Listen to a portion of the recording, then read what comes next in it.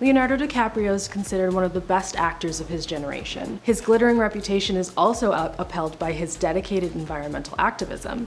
But is there something darker underneath the surface? Here are the top 10 red flags we should have noticed about Leo DiCaprio. He hasn't dated any woman over the age of 25. Seriously. Even in his longer lasting relationships, as soon as his girlfriends reach his idea of an expiry date, they get the boot. While he has been linked to Naomi Campbell and Rihanna, who were older than the age limit at the time, they never officially dated. The women part of the ex-girlfriend club are not just your everyday beauties. All of Leo's ex-girlfriends are supermodel gorgeous. The ranks include Bar Raffaelli, Blake Lively, Kelly Rohrbach, Nina Agdal, and more recently, Camila Morrone. At the tender age of 20 years old, Camila began dating Leo, who was 43 years old. If you're keeping count with me, that's a whopping 23-year age difference. I'm sure a lot of people would find dating someone who could be your daughter kind of gross. All signs point to immaturity, which is an immediate red flag. Number 9. All of Leo's ex-girlfriends look the same. Young blonde beauties are clearly Leo's type, but when you put all the photos together, you can barely tell them apart. His most recent ex, Camila, probably looks the least like the prototype as a brunette, but when Leo first set his sights on her, she was, you guessed it, blonde. As the all-knowing minds of the internet suspect that the standard was set by Giselle, who he dated until she was the ripe old age of 23 years old. If you dig a little deeper into his dating history, it's clear that he was always into the blondes, even in the early 90s, but dating the same type of women and replacing them as soon as they reach an age limit seems really sketchy. Number 8. He takes all of these girlfriends to the same island for vacations. The evidence that Leo is a creature of habit in his relationships is overwhelming on this one. It might even be considered an orange flag if it was anyone else, but considering the strict dating standards he sets on his partners, why wouldn't he take them all to the exact same island for getaways? This island is incredibly private and Leo clearly loves it there. So much so he's actually recommended it to President Obama. The former president supposedly said, "If Leo recommends a place, I listen." And if Leo has been able to come here on several different occasions with different girls and not a single photo has come out, that's where I need to go. Number 7. The shocking age that Leo met his most recent ex-girlfriend.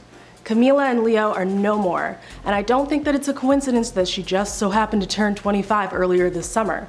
The pair were originally introduced to each other through another Hollywood A-lister, Al Pacino. Here's where it gets sketchy though. Leo met her when she was 10 years old and he was in his early 30s. Gross. Camila's Al Pacino's stepdaughter. While we don't know how well they knew each other at the time, hopefully it was just a meeting in passing, but it's shocking to think about.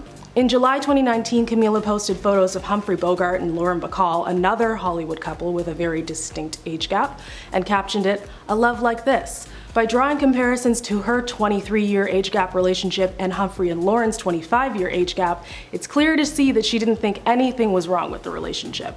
Although she may have forgotten to factor in Leo's expiry date in her plans for a long-lasting romance. Number 6. Less than 2 weeks after breaking up with Camila, he was spotted with another woman. Leo was spotted at New York Fashion Week getting cozy with Gigi Hadid after breaking up with Camila, his girlfriend of the last 4 years. Clearly doesn't take him very long to recover from a breakup. Leo's back on the prowl with his sights set on the newest blonde for the lineup.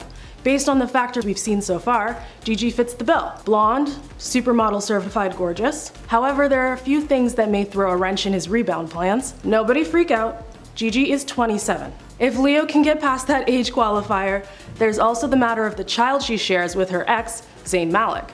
Now, if I were Gigi, I would take all of these red flags at face value and head for the hills, unless she really wants to go to that private island.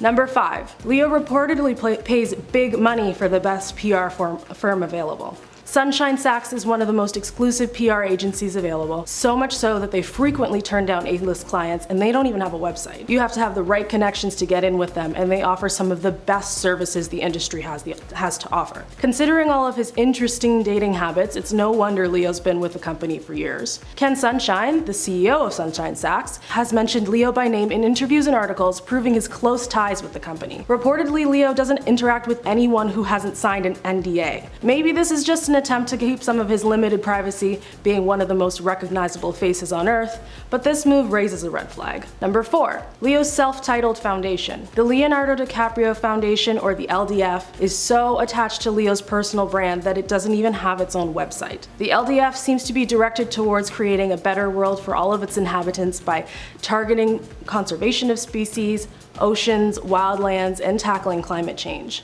All of this seems great, but in 2016, the foundation was target of a complaint from the US Department of Justice. It seems one of the donations made to the LDF directly linked to one of the largest embezzlement cases the planet has ever seen, $3 billion large. And if that's not enough to set off alarm bells, then there's the matter of the foundation being classified as a donor-advised fund, meaning it doesn't have to file public disclosures of its revenue, expenditures, or disbursements. So we have no idea if any of the money they receive goes to any of the causes that the LDF claims to support. Their charitable galas are held in Saint-Tropez. They're reported to be filled with all kinds of debauchery at the low price of just under $12,000 a ticket. Number 3. Leonardo DiCaprio's environmentalism stops as soon as it's time to travel. Leo's holidays are always lavish. He owns an island off of the coast of Belize, and his vacations are frequently to new destinations. But I have to say, partying on a 350-foot mega yacht in St. Barnes that burns an estimated 300 gallons of diesel an hour likely does more damage to the environment than you or I will ever in our entire lifetime. In the same breath, Leo constantly calls out attention to the dangers of climate change and urges people at home to take it seriously.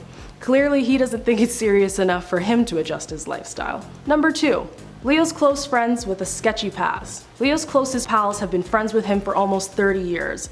The likes of Tobey Maguire, Lucas Haas, and Kevin Connolly have all been spotted with him consistently. The gang of guys gained a moniker too salacious to be repeated here for being a randy group of guys only after one thing.